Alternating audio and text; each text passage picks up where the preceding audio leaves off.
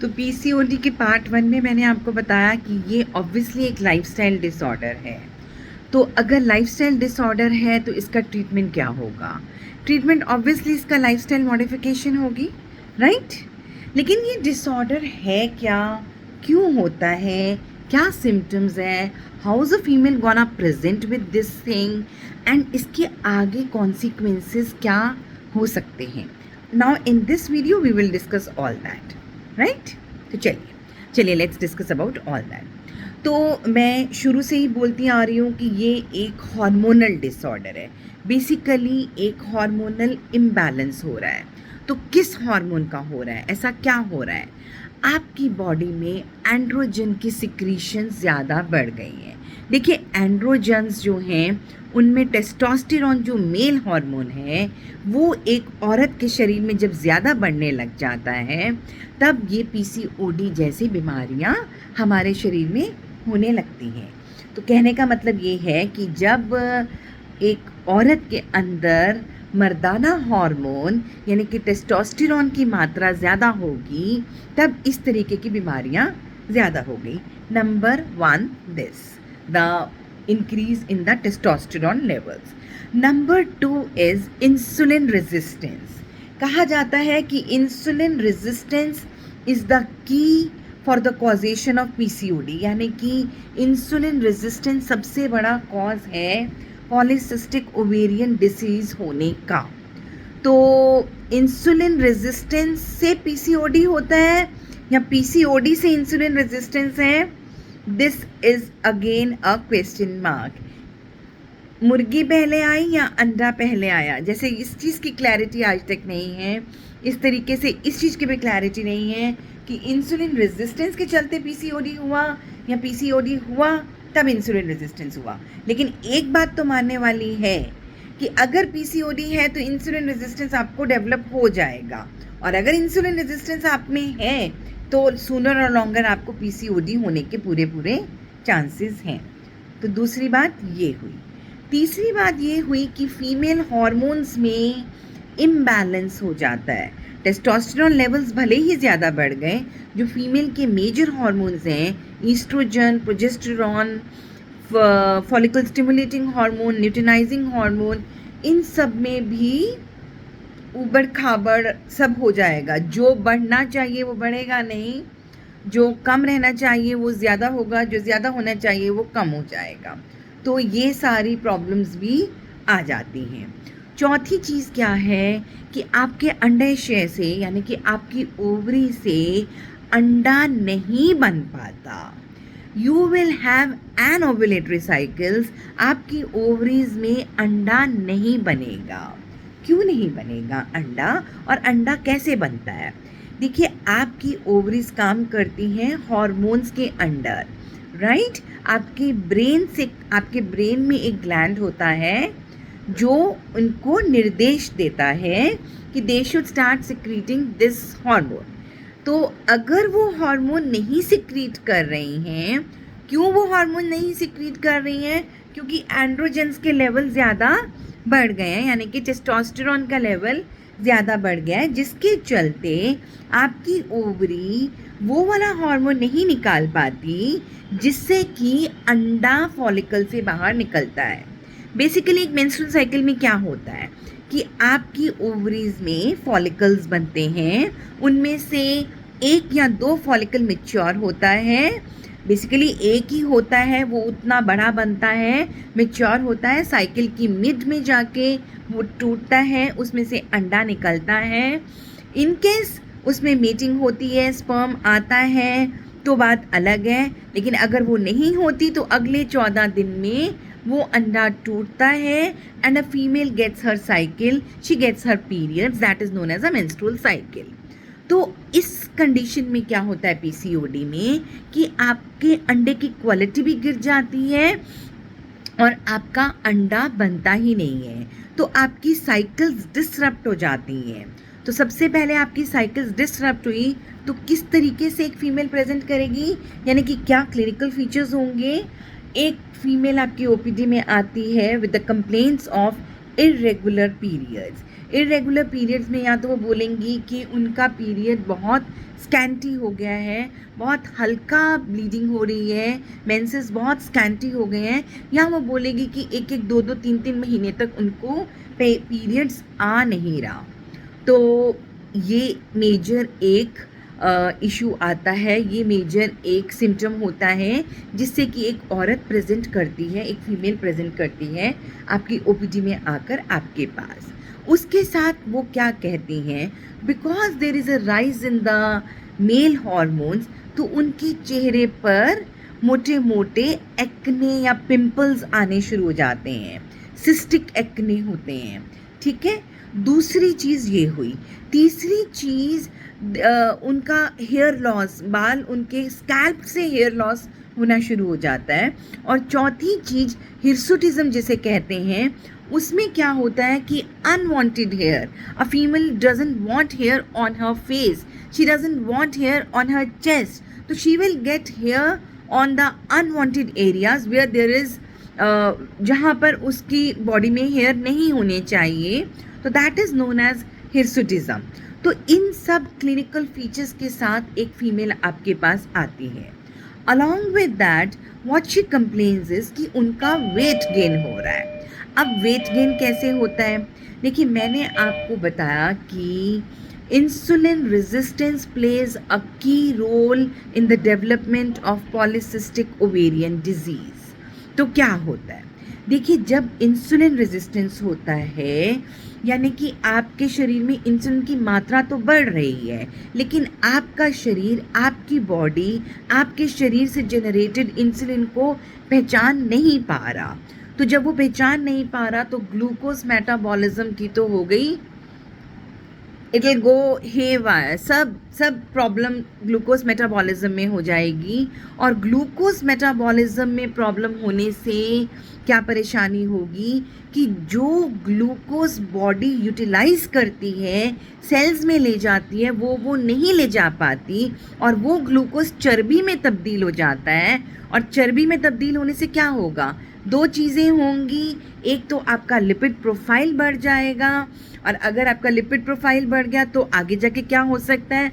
आपको हार्ट की बीमारी हो सकती है, आपको हार्ट डिजीज़ हो सकता है। और दूसरा, अगर आपके शरीर में चर्बी की मात्रा बढ़ रही है तो क्या होगा? आपको मोटापा आने लगेगा, तो you will start gaining weight. तो वेट गेन भी शुरू हो गया, राइट? टेस्टोस्टेरोन के कारण आपके चेहरे पे बाल आने लग गए, आपके चेहरे पर एक्ने आने लग गए, इंसुलिन रेजिस्टेंस के कारण आपका लिपिड प्रोफाइल गड़बड़ाने लगा, आप ओबेसिटी में आ गए। एक छोटी लड़की, टीनेज लड़की को जब ये सब होता है तो क्या परेशानी? She will get into a mental trauma. तो ऐसे बच्चों में, ऐसी औरतों में मूड स्विंग्स बहुत देखने को मिलते हैं, डिप्रेशन में चली जाने लगती हैं। आपको बोला कि हार्मोन्स क्योंकि कम आ रहे हैं फीमेल वाले, तो इरेगुलर मेंस्ट्रुएशन की शिकार हो रही हैं। ये सारी परेशानियां उनके साथ जुड़ने लग जाती हैं एक औरत के साथ। अब क्योंकि अंडा ही नहीं बन पा रहा, तो बच्चा कैसे ठहरेगा? जब अंडा ही नहीं बन पा रहा तो बच्चा कैसे ठहरेगा? तो जब बच्चा नहीं ठहरेगा तो यानी कि she is getting into infertility. तो एक औरत इनफर्टाइल होती चली जा रही है। ठीक है, तो यहाँ पर ये भी बात कहीं ना कहीं सही है कि एक पीसीओडी से ग्रसित वुमेन को कंसेप्शन में डिफ़िकल्टी आती है।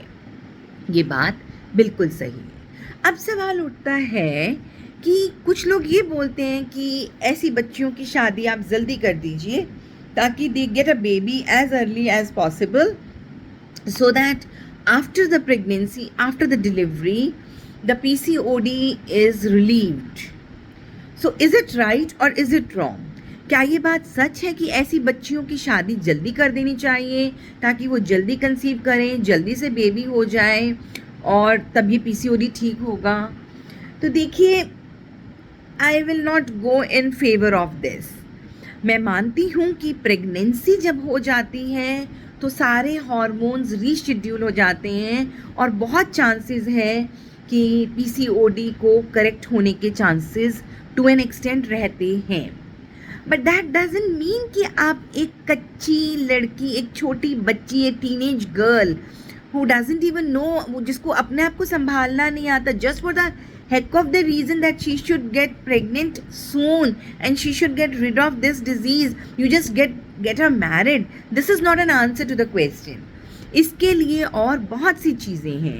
मैंने आपको बताया एक लाइफस्टाइल डिसऑर्डर है, तो इसका जवाब भी लाइफस्टाइल मॉडिफिकेशन में आपको ज़रूर मिल जाएगा. लाइफस्टाइल डिसऑर्डर है, लाइफस्टाइल ठीक कीजिए ना, ठीक से सोइए, ठीक से खाना खाइए, एक्सरसाइज कीजिए.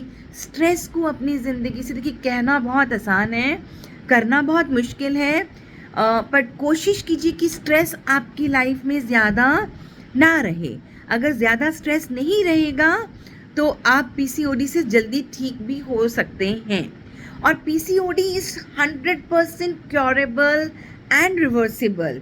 यानी कि अगर आपने अपना लाइफस्टाइल चेंज कर लिया, लाइफस्टाइल में आपको कुछ नहीं करना दोस्तों, आपको सिर्फ और सिर्फ जो रूटीन में हम जीते आए हैं ना, घर का बना हुआ अगर आप खाना खाते हैं and you abstain yourself from outside food, outside bakery items, मीठा, colas, caffeine and alcohol, cigarette smoking, और घर का खाना अगर आप नॉर्मल वाला खाते हैं, I am sure you will come out of it.